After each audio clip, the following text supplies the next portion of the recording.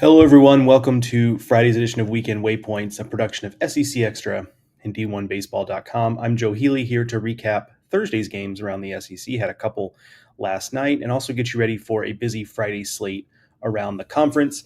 Before we do any of that, though, I have to remind you that this episode of Weekend Waypoints and every episode of Weekend Waypoints this season is brought to you by Academy Sports and Outdoors.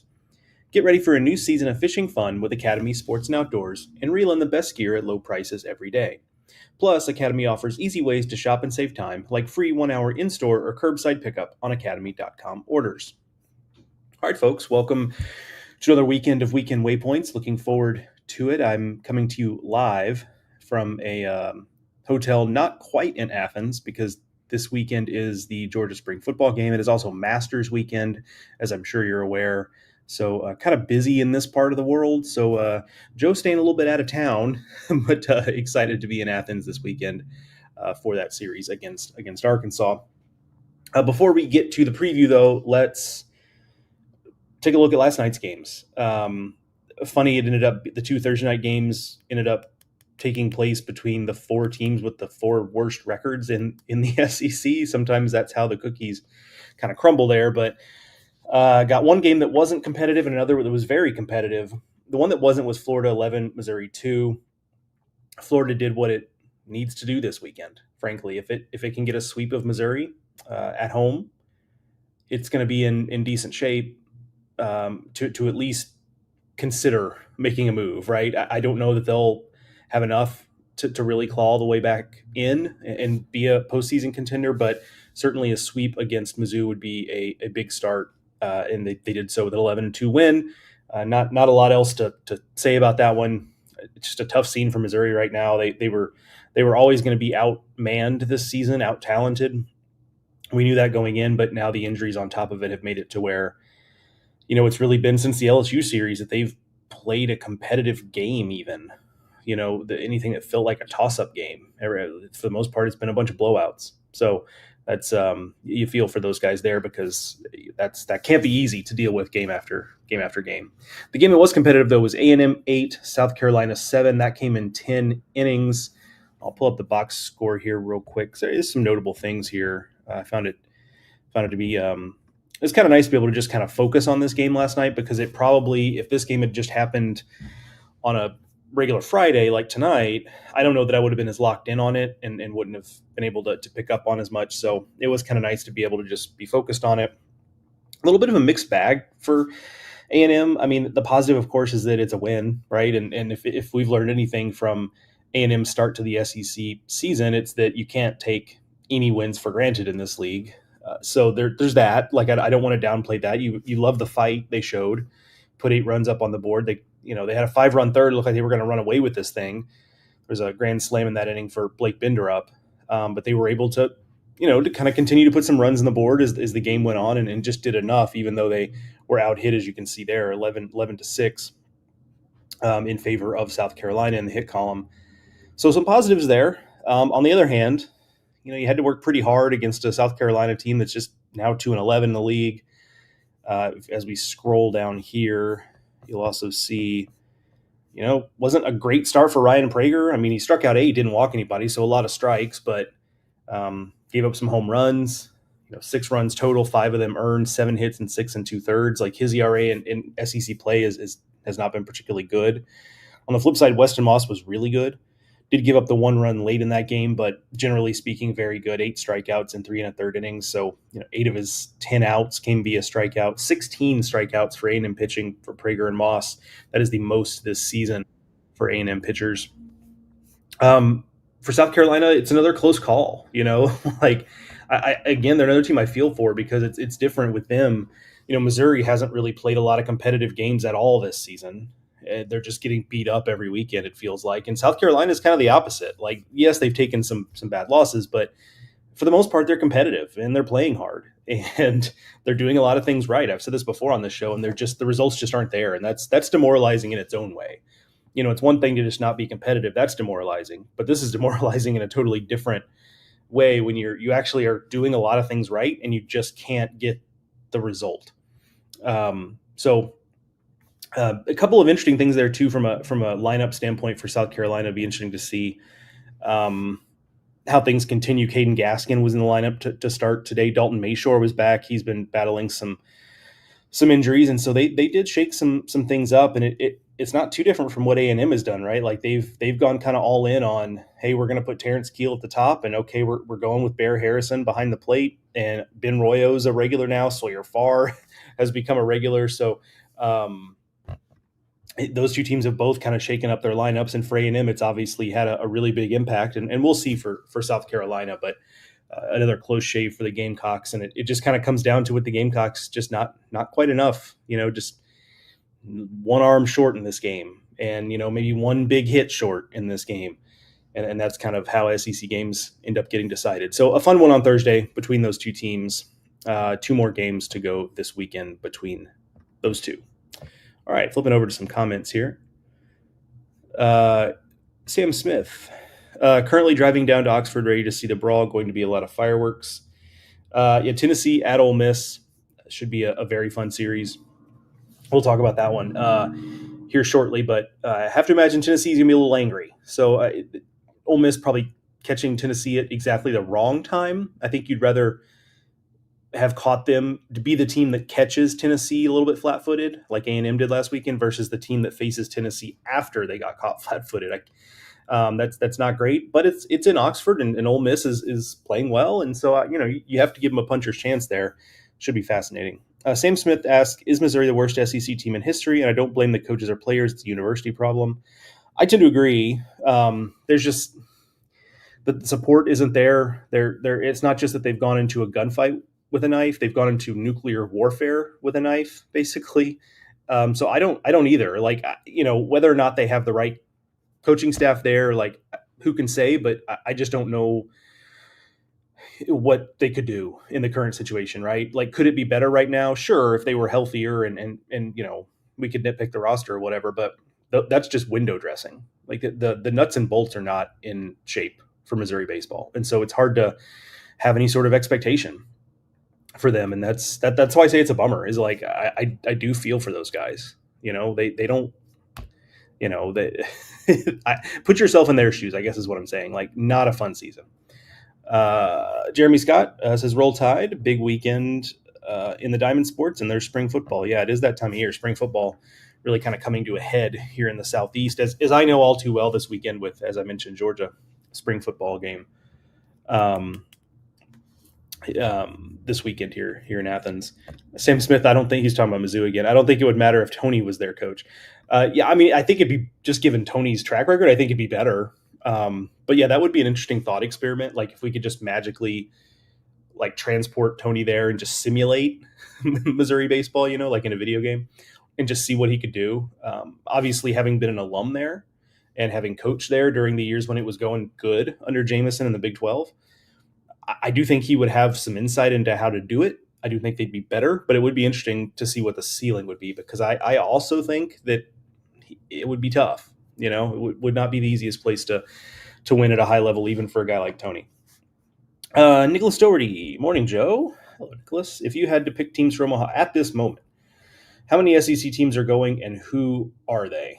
Okay, hold on. If I'm going to answer this question, I'm going to actually pull some stuff up here, because I don't want to just miss anybody obvious here. So I would put, the over-under, I think you have to put it 3.5, right? Just because there's going to be some SEC on SEC super regionals probably. So you're going to have some knockouts there where, you're just limited on the number you can have. But man, with the way they're playing, sign me up for Arkansas, LSU, and Tennessee for sure. The ones that I'm kind of on the fence about that could potentially get there for me, at least as it stands right now. Ask me again in a couple weeks, but Texas, if their pitching continues to hold up, feels like they're thin enough on the mound that one injury there could really kind of upset the apple cart. Georgia, if its pitching continues to round into form, I mean, they were really close last year, and this team, while missing superstars in Condon and Collins, I think this team actually is deeper. So there's that. Ole Miss also, I need to come around on Ole Miss. I've been still a little bit skeptical on them, but they have the same record as Georgia. They're one game back at Tennessee. So they're just right there. And if they win the series against the Volunteers this weekend, I think we have to think differently about the Rebels and think about them as a potential Omaha team. So those are the teams I think right now. How many is that? 6. I feel pretty good about those 6 being in the mix. And then I would set the over under at 3.5. I'd probably go over, but to your point, Nicholas, it is going to depend on seeding and matchups and basically how many SEC teams get matched up with other SEC teams in super regionals is going to be a big part of what just ultimately decides that. So, all right, let's get to. Oh, saw a comment kind of last minute there. Yeah, there you go. This is a good segue because I'm going to talk about LSU and Auburn here in a second. Actually, we'll just kind of skip to that one. It says another big series for LSU, going to face Sam Dutton. Wish Sammy good luck, but not tonight. Poor Coach Maneri at South Carolina. Feel bad about him. Things have changed over the last 3 or so years. Yeah, for first on Paul, like, yeah, you do feel for him. Like it has changed a lot, and you wonder how. Obviously, I'm not in that building, so I don't know, but you just wonder how that transition has gone.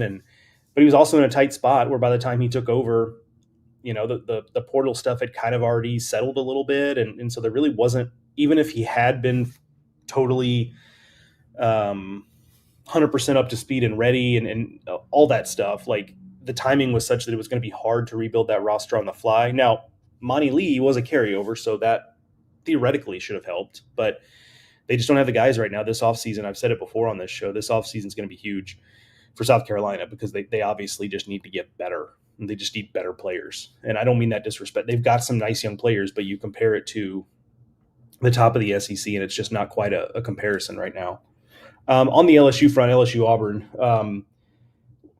it is interesting. Sam Dutton against LSU.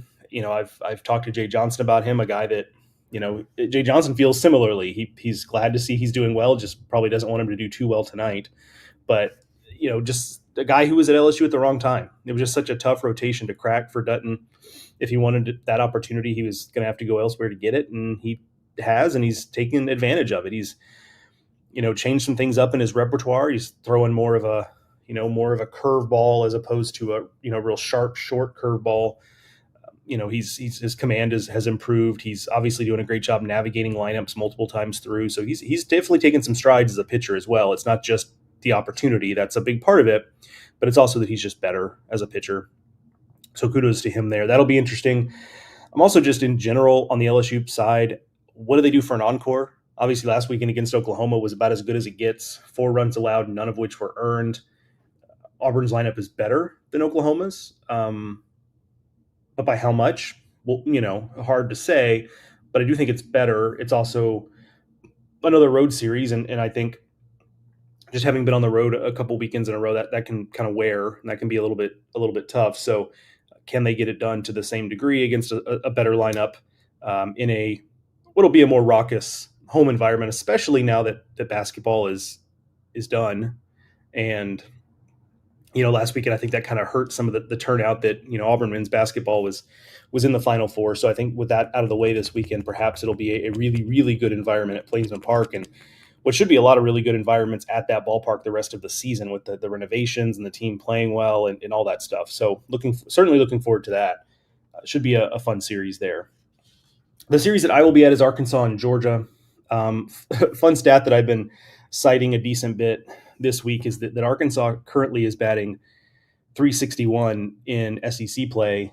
The second best team in SEC play is batting 299. That's LSU. So 62 points separate Arkansas in SEC batting average and LSU. The difference between LSU and Missouri and Oklahoma, who are tied at the bottom, is 68 points. So there's almost as much difference between 2 and 16 as there is between 1 and 2. That's how much better Arkansas has been relative to everyone else. And part of that, okay, they played Missouri. That's part of it. But still, that's a lot of difference. There's 3 other teams that played Missouri too, so they're not the only ones. It's interesting too. Arkansas early on, it was very Aloy brothers heavy, and they're still hitting. Like, it's not like they've gone away. They're still a big part of it. But then you look at Cam Kojal batting, I think it's 562 in SEC play. Charles Davalon has been such a good catalyst for them. Logan Maxwell is swinging it really well on SEC play. So it's like a new wave of players. They're just like, now that some of the other guys have slowed down a little bit. Brent Iredale hasn't swung it quite as well in SEC play. Guys like that. This other group of players is now kind of like taking charge, and that's how a good lineup works. Guys are going to go through slumps. This is baseball. So to have fresh waves of guys who can kind of come in as reinforcements when certain guys have slowed down is a huge thing, and Arkansas is definitely getting that.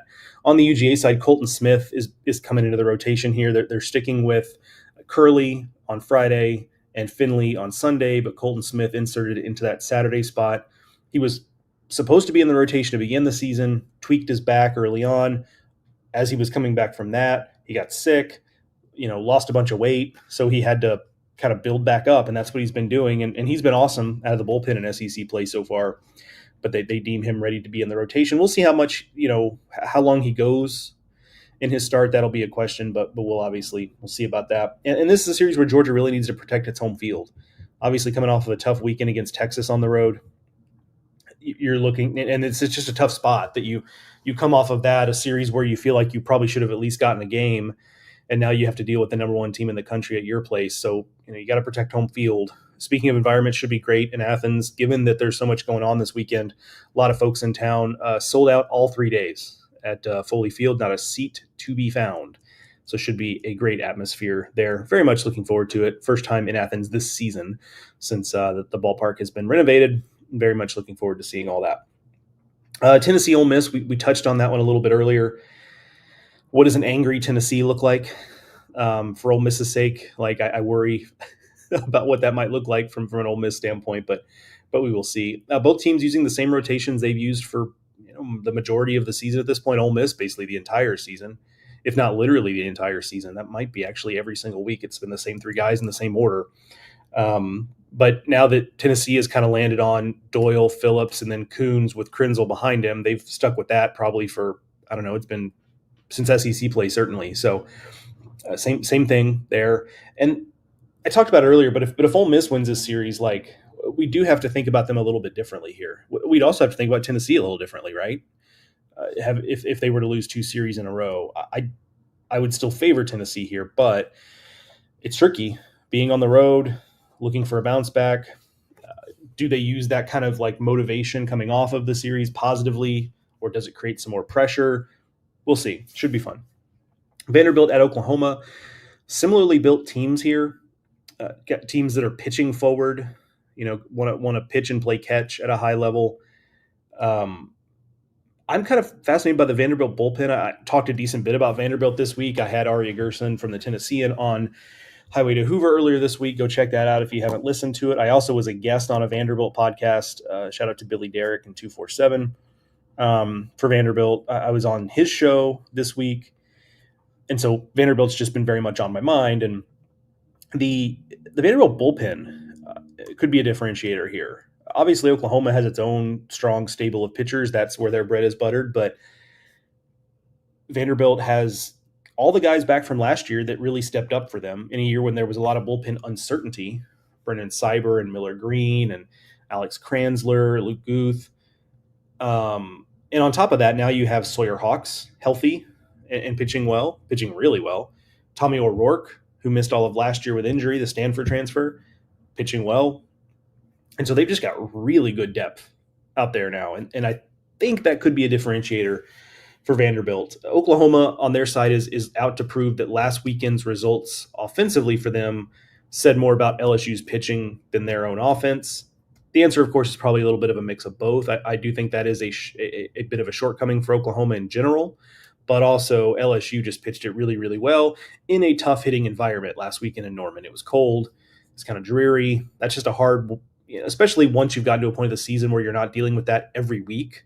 That can really affect an offense. It's one thing early in February when you just know that that's just what you're going to have to deal with. But as a one-off, when it's been pretty warm the last couple of weeks, and then you go there and it's cold, that can be tough.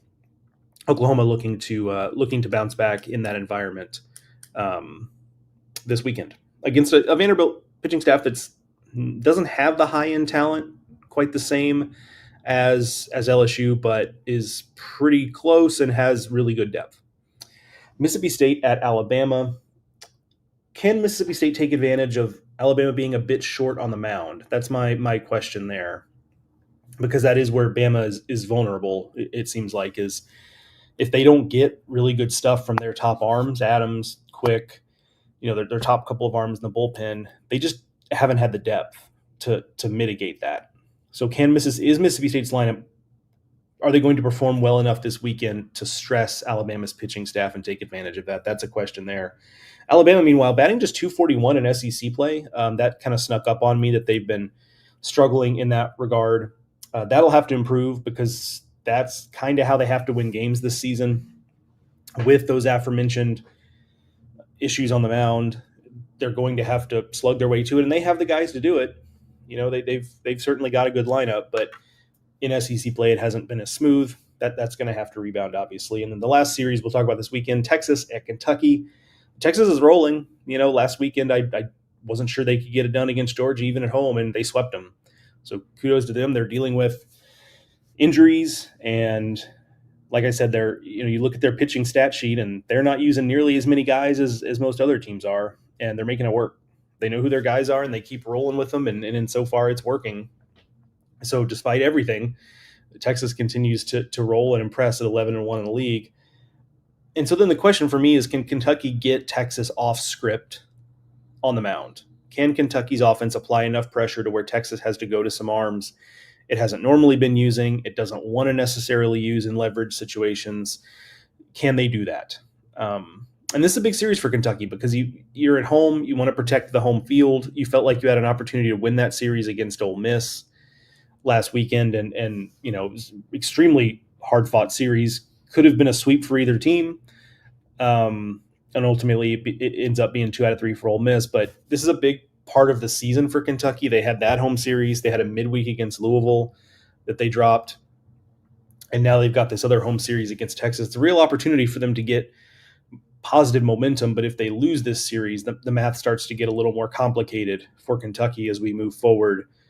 Looking at them from a postseason perspective. Heavy hearts in Kentucky, by the way. They, you may have seen the post on social media. They lost a member of their Kentucky family, one of their trainers who was with the baseball team through the College World Series run. They found out about that apparently shortly before the midweek game against Louisville. So that's kind of a tough deal. A lot of those players, especially veterans, guys like Devin Burks, were close with him.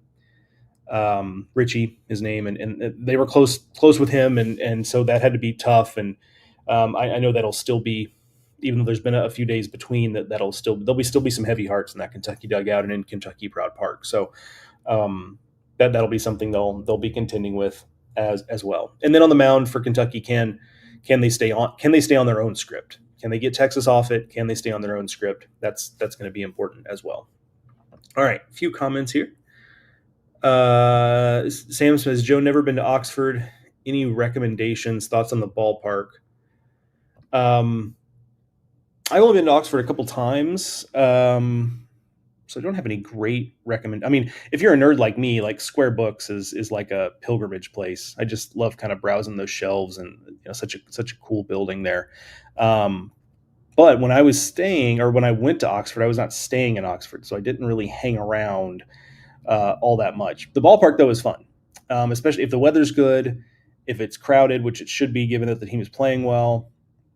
It's a great atmosphere. It's not the most impressive structure, right? Like it's not Duty Noble with the lofts and the what have you.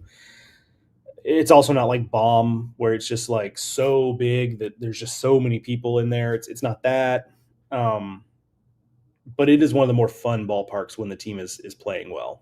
So I think you'll have a good time there. And then he says Fisher and Doyle is something to watch. How do they handle it? That's right. Yeah, against Ole Miss, their old team. That will be interesting. I'm assuming it will not be a warm welcome for those two guys, especially since they were both 1-year transfers. It's not like a kind of like, okay, you played here 4 years, then you grad transferred elsewhere. It wasn't like that. It was, they both transferred from somewhere else and then were gone after 1 year. So yeah, I don't know that it'll be the warmest welcome, but it will be interesting to see how that is that is dealt with. And Schulke, hi, Ann. Good to hear from you. Hail State, I believe. Yeah, and if they get a result this weekend, much like some of these other teams you talk about, like Florida and A&M, they get a result this weekend, and we can have a different conversation. That'll be interesting to watch. Eric Simmons says, if Texas A&M can win one game against Arkansas and Texas and sweep South Carolina and Missouri, I think they can make the NCAA tournament. What do you think? Yeah, that could happen. Assuming sweeps is always tricky. Missouri's one thing, but South Carolina is quite another. We saw how close they played last night. But yeah, eight more wins. They've got 4 now. That gets them to 12. So yeah, that would get them in the conversation. They'd probably feel like they need to do some things in Hoover, but yeah, considering the depths they were at, the fact that we can even have this conversation, I think, is a credit to how they played the last couple of weeks. All right, that is going to do it for this edition of Weekend Waypoints, a production of SEC Extra over at d1baseball.com. Thank you to Academy Sports and Outdoors for sponsoring this and every episode of Weekend Waypoints, and we'll be back with another tomorrow morning, Saturday morning, recapping all of Friday's action around the SEC. Enjoy the baseball today, everyone. I will talk to you then.